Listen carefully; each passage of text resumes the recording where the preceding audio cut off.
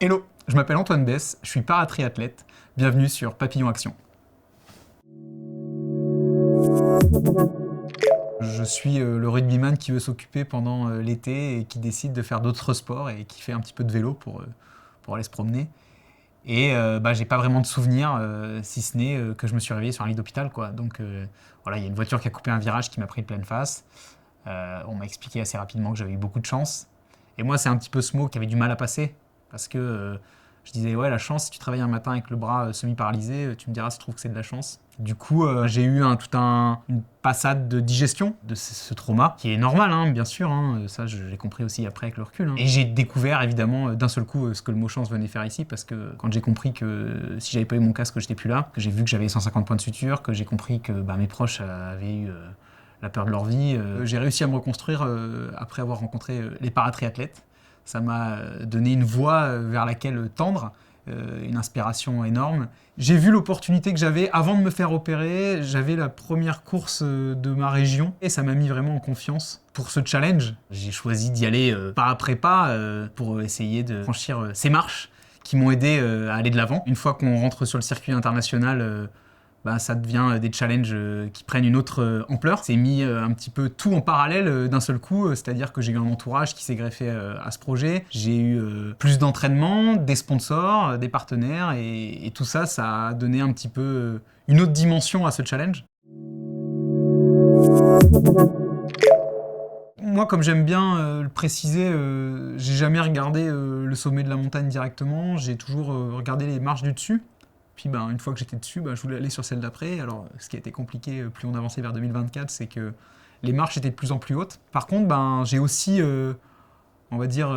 armé une autre corde à mon arc avec le partage par des conférences. Ça m'a aidé à me décharger de toute la responsabilité du résultat parce que finalement, je partageais le stress de résultat entre faire un partage de qualité avec les gens qui m'écoutaient et aussi donner de l'importance à mes performances. Donc j'ai eu quelques résultats intéressants. J'ai été champion de France 4 fois. J'ai été à Besançon, alors pas cette année évidemment. L'année d'avant, j'ai franchi la ligne en premier. C'est une manche de Coupe du Monde, donc c'était très très symbolique pour moi parce que c'est là où j'ai fait ma première course de paratriathlon il y a maintenant 7 ans. Et puis j'ai buté à la dernière marche, à 2 places près, je me suis pas qualifié pour les Jeux. Je me suis dit qu'il manquait une chose que j'avais pas encore titillé, c'était le longue distance. On entend beaucoup parler, l'Ironman, ça parle au grand public en tout cas. Le challenge aujourd'hui, c'est plus d'aller performer avec une catégorie de handicap, c'est d'aller performer avec les valides et d'aller chercher une belle performance pour les championnats du monde Alpha Ironman 2025. Aujourd'hui, si je continue de repousser mes limites et dans cette trajectoire, c'est déjà que je fixe un nouveau challenge, même si on est dans la tridiscipline et toujours dans le même secteur sportif. Par contre, ce qui m'anime énormément aujourd'hui, c'est le partage. C'est-à-dire que quand je vais faire une conférence devant des gens et qu'à la fin, ils viennent me dire wow, ton parcours, ça nous inspire ça, il m'est arrivé un truc similaire, etc. Merci. C'est limite plus beau qu'une médaille.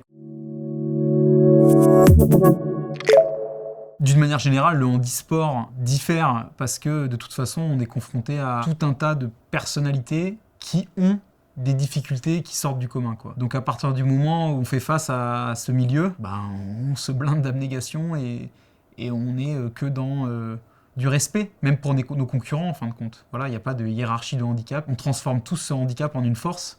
Donc on doit montrer l'exemple en premier et suivre aussi les autres. Alors non, j'ai jamais pensé à arrêter le sport, j'ai même voulu très rapidement refaire du vélo, au grand désarroi de ma compagne qui comprenait pas, qui me disait mais tu vas pas retourner faire du vélo. Je m'étais bricolé un guidon inversé pour être plus près de mon corps, et donc j'ai refait assez rapidement du vélo, et je pense que c'était nécessaire. Souvent on me dit ouais, est-ce que quand tu refais du vélo tu y repenses? Je dis non, parce que si j'y repense j'arrête tout, quoi.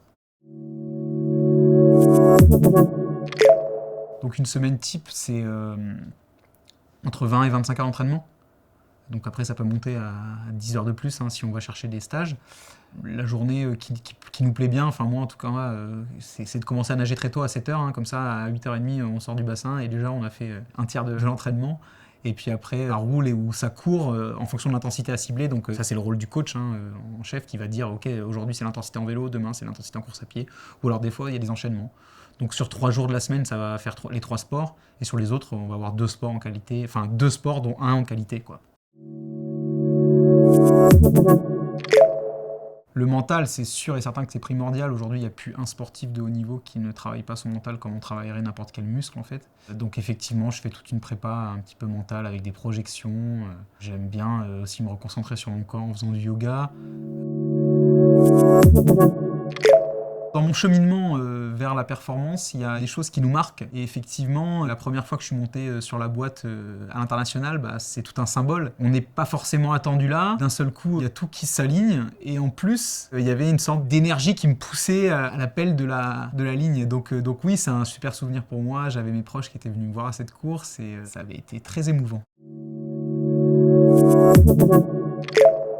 Quand je partage mon expérience, j'ai plusieurs conclusions qui me viennent naturellement. Mais il y a une chose que j'aime bien dire, c'est que moi, tout ce parcours, il s'assimile au paratriathlon. Ça peut être autre chose que le sport d'ailleurs. Et en fait, la question que je me suis dit, c'est est-ce qu'on doit attendre de se prendre un véhicule pleine tronche pour se dire, ok, c'est comme ça que je veux réorienter ma vie. Je pense pas que ça soit forcément quelque chose de nécessaire. Et derrière, surtout, quand on se fixe un challenge, jamais se mettre de limites et s'entourer de personnes qui rêvent comme nous.